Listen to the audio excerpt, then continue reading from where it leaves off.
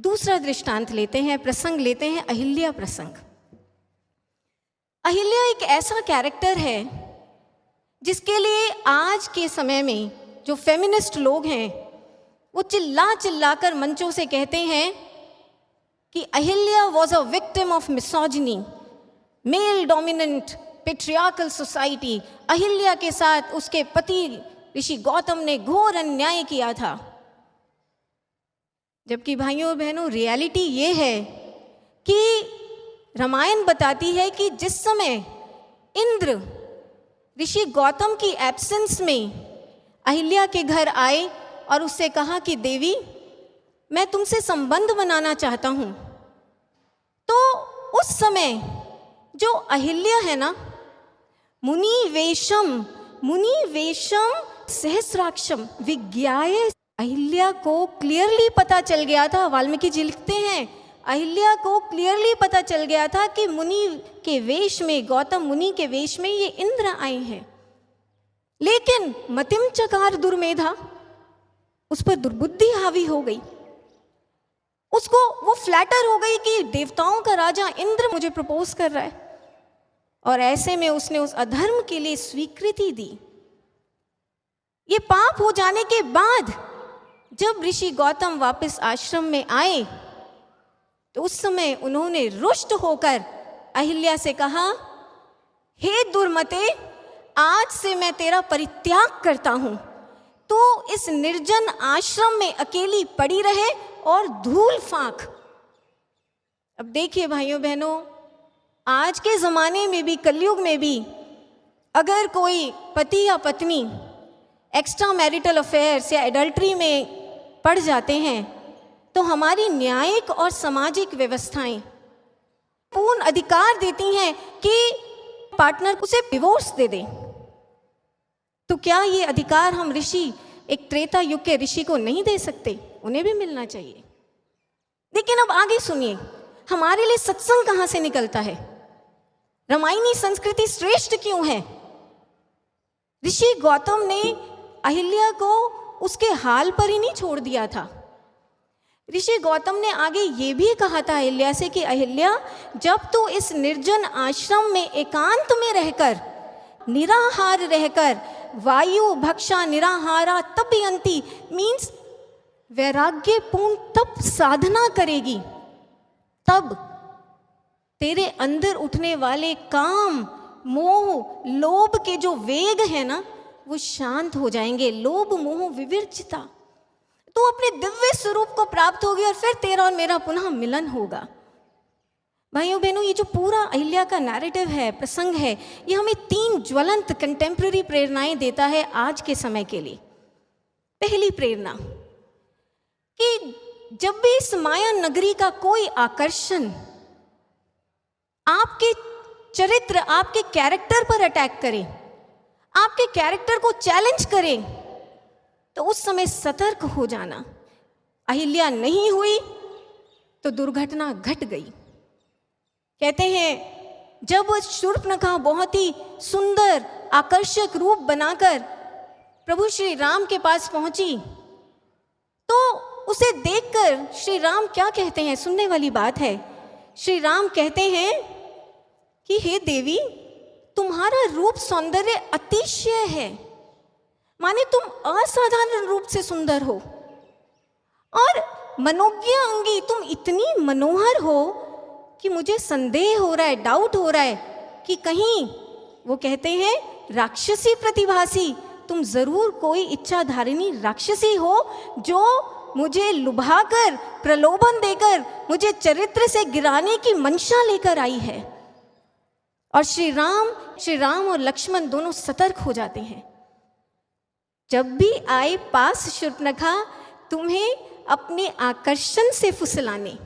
देखिए, ये बात भाइयों के लिए भी है, बहनों के लिए भी है, सबके लिए है, और किसी भी प्रकार का आकर्षण है।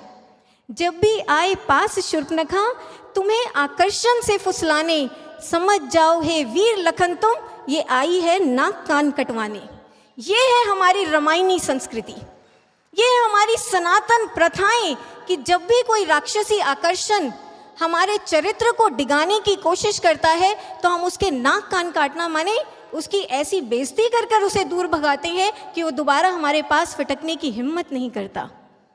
क्योंकि भाइयों बहनों, हमारी ये जो भारत की संस्कृति है, ये मर्यादाओं की संस्कृति है, संयम की संस्कृति है, मन के नियंत्रण की संस्कृति है।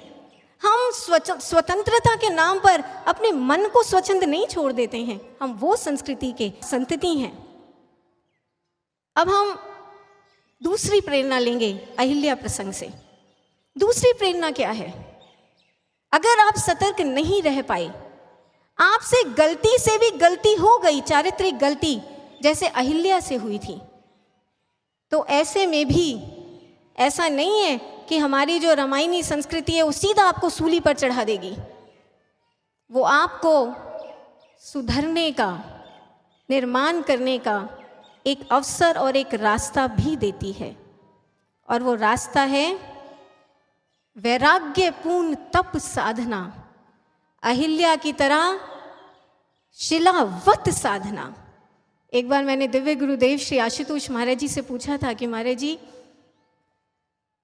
हमने सुना है कि अहिल्या जो है वो साधना करते करते शिलावत पत्थर बन गई, ऐसा कैसे हो सकता है महाराज जी? तो उस समय दिव्य गुरुदेव ने कहा था कि देखो, साधना कभी किसी को पत्थर नहीं बनाती है। साधना तो आपके अंदर भावनाओं, संवेदनाओं, करुणा की रसधार बहा देती है।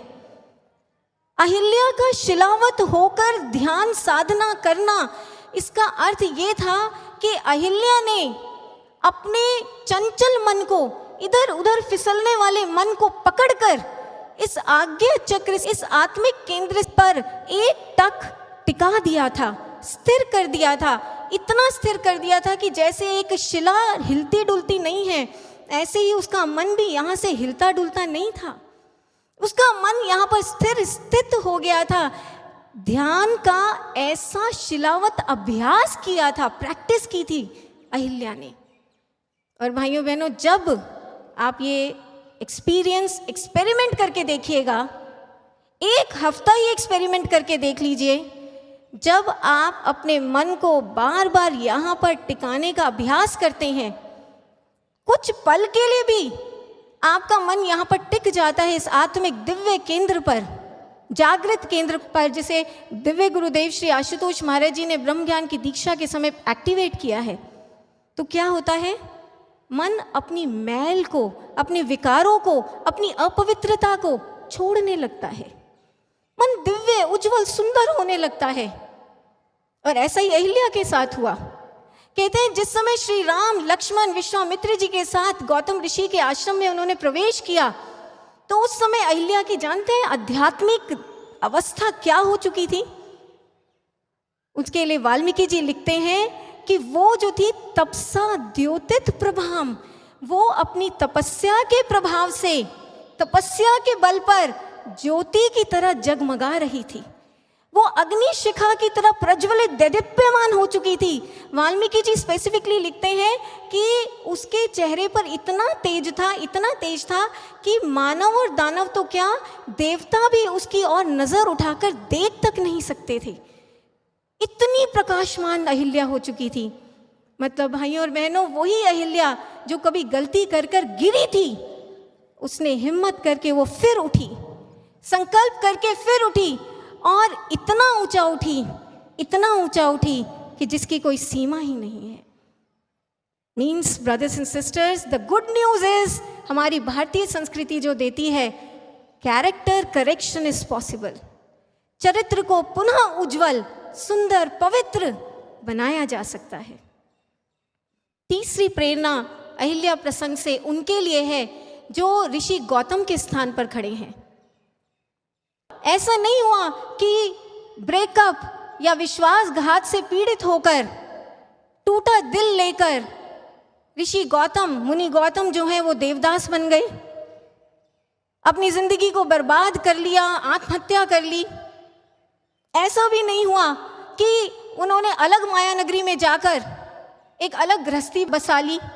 नहीं, वाल्मीकि जी लिखते हैं कि इन महातपस्वी मुनि गौतम भी हिमालय के शिखरों पर जाकर ध्यान साधना में लीन हो गए।